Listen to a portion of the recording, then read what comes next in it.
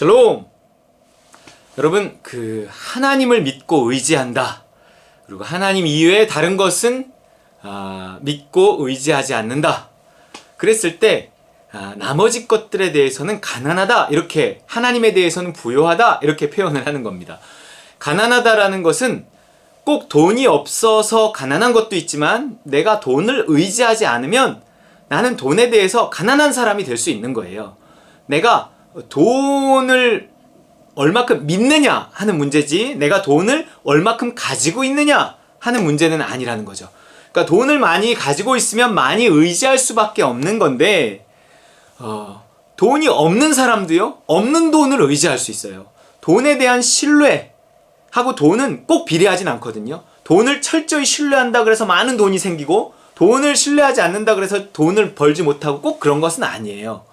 그렇기 때문에 우리 믿는 자들은 돈을 많이 가지나 적게 가지나 그 돈을 의지하지 않는다면 우리는 가난한 자가 복이 있나니 천국이 저희 것이며 하는 그 말씀이 이루어질 수 있다는 거예요.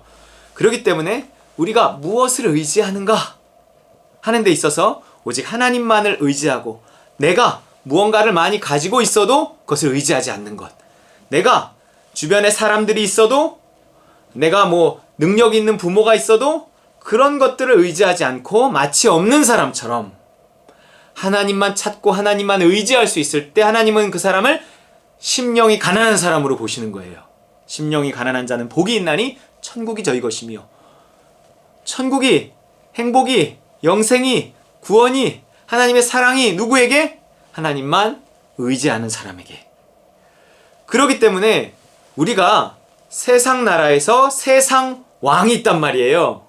예수님한테 그랬어요. 마귀가 너 나한테 절해라. 내가 이 세상 다 보여주면서 그랬잖아요. 절해라. 내가 다 주겠다 이랬어요. 그러니까 주 하나님께만 경배하고 다만 그를 섬기라 이러고 딱 물리쳐 버리셨죠. 그렇기 때문에 우리 이 세상의 왕이 지배하는 이 세상 나라에서 세상의 재물을 가진다는 것은 세상 왕의 말을 듣지 않고는 안 되는 일이에요. 사실은 안 돼요. 내가 세상 나라에 살면서 세상 왕의 말을 듣지 않으면 세상의 재물을 얻을 수 없어요. 그럼 내가 세상 속에 있을 때는 가난할 수밖에 없는 거예요.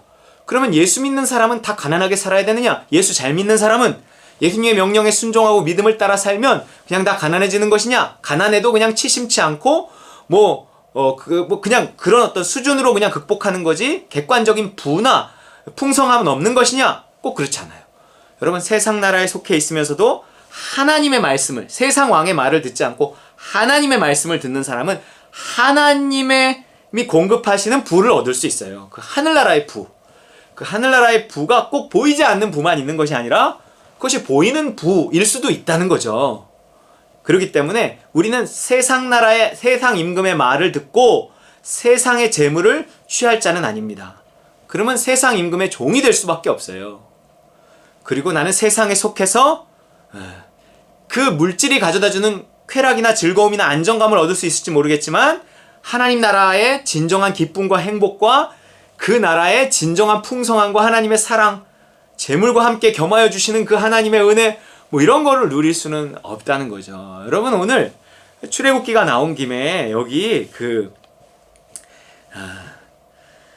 모세가 태어날 때 이런 말씀이 있어요. 출애굽기 1장 15절에 보면 그 애굽 왕이 히브리 산파 십부라라 하는 사람과 부아라 하는 사람에게 이렇게 말해요. 십부라와 부아. 히브리 산파가 있었어요. 히브리인들을 이렇게 아이를 받아주는 히브리 산파에게 그 애굽에, 당시 애굽에 종되어져 있었으니까 애굽 왕이 명령한 거죠. 세상 왕이 명령한 거예요. 우리 신자들에게 명령하는 거예요. 너희는 히브리 여인을 위하여 해산을 도울 때 그 자리를 살펴서 아들이여든 그를 죽이고 딸이여든 살려두라 라고 명령했어요. 그러나 산파들이 하나님을 두려워하여 애굽 왕의 명령을 어기고 남자아이들을 살린지라. 여러분, 세상 나라에 속해서 살면서 세상 임금의 말을 듣지 않는다? 세상의 질서대로 하지 않는다? 그거는 죽자고 하는 일이에요. 가난해질 수밖에 없어요. 왕이 그를 대우하겠습니까? 당장에 죽여버리거나 그의 모든 재산을 다 빼앗거나 이러죠. 그럼에도 불구하고 우리가 세상 임금의 말을 듣지 않고 우리가 하나님의 음성을 들었을 때 어떻게 되는가 하는 거예요. 하나님을 두려워해서 애굽 왕의 명령을 어기고 남자 아기들을 살렸어요. 뿐만 아니라 애굽 왕이 산파를 불러서 그들에게 이르되 너희가 어찌하여 남자 아기들을 살렸느냐 하고 신문하니까 이렇게 대답해요. 산파가 바로에게 대답하되 히브리 여인은 애굽 여인과 같지 아니하고 건장하여 산파가 그들에게 이르기 전에 해산하였더이다. 둘러댄 거죠. 거짓말을 한 거죠. 아니 지금 세상 임금 앞에서 그 명령을 거스를 뿐만 아니라 취조하니까 거짓말까지 해요. 솔직히 이거 문제 있는 거 아니야? 근데 그것이 세상 임금의 말을 어긴 것이고 세상 질서를 따르지 않은 것임에도 불구하고 그것이 하나님의 명령을 듣고 하나님 나라의 질서를 따른 것이기 때문에 오히려 그것을 통해서 하나님이 어떻게 하시는지 아세요? 보세요.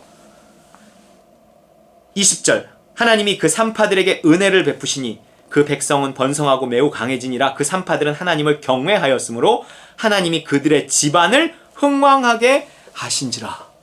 그들의 목숨을 보존하신지라. 이 정도가 아니에요.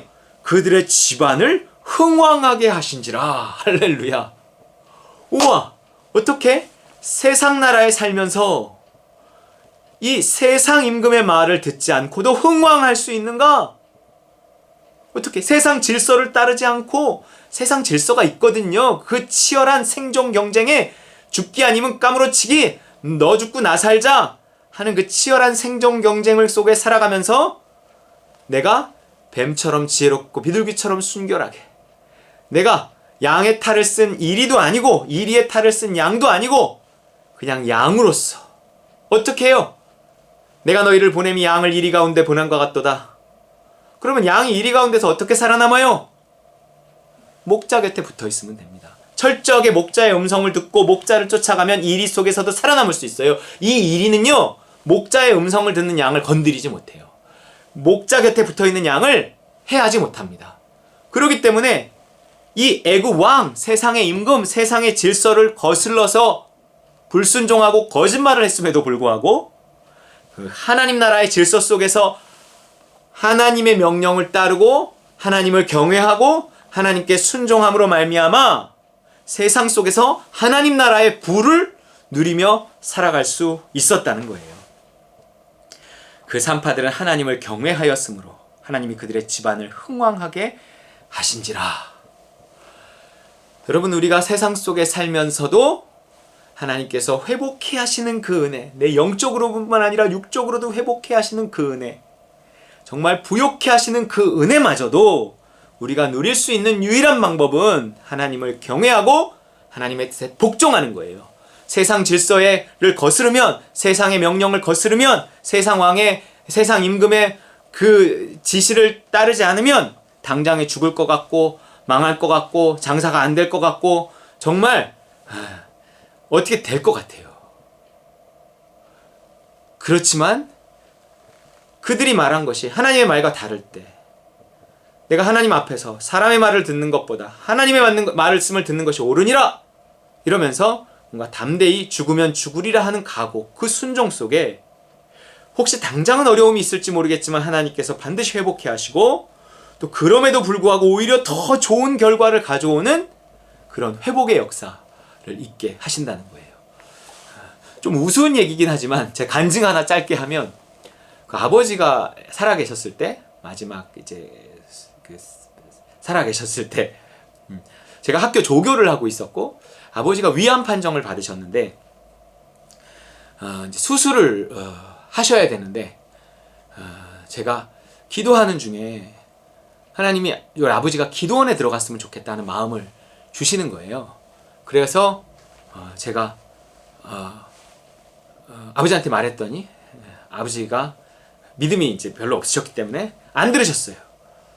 그래서 제가 학교에 사표를 내고 실장님 허락도 안 받고 그냥 화표를 던져놓고 다 내가 카드 뭐 이런 거 다 가지고 있었는데 다 그냥 놓고 그냥 집사람한테도 얘기하지 않고 그냥 배낭 하나 메고 내가 기도원을 가버렸어요. 그래서 거기서 금식하며 기도했는데 밑에서 난리가 났죠. 당연히 내가 사표를 썼고 조교였기 때문에 나를 잘라야만 하는 게, 사표를 수리하든 잘라야만 하는 게 맞는데 나는 그럴 각오로 올라갔는데, 왜냐면 나에게 주신 하나님 마음이 있었기 때문에 죽으면 죽으리라 하는 마음으로 사실은 올라가서 엄청, 근데 기도원에 기도하고 있는 사람을 또 내가 신학교에 있었는데 욕할 수는 없잖아요.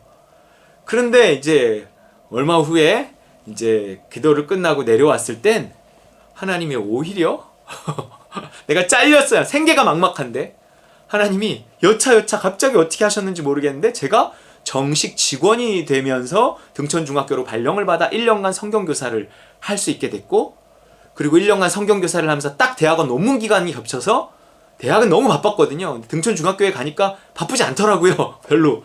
거기서 논문을 다 쓰고 잘 졸업을 하고 나서 다시 대학으로 돌아올 수 있었어요. 정말 기적 같은 일이죠. 나는 죽으면 죽으리라 하고 딱 놔버리는데 하나님은 나에게 더 좋은 것으로 채워주셨어요. 자연스럽게 될 수 있는 일이 아니거든요. 조교가 직원이 되는 경우가 거의 없었거든요. 그러면서 직원이 되고 또 나중에 극적으로 교목이 되고 이러면서 참 잘 있었던 기억이 있습니다.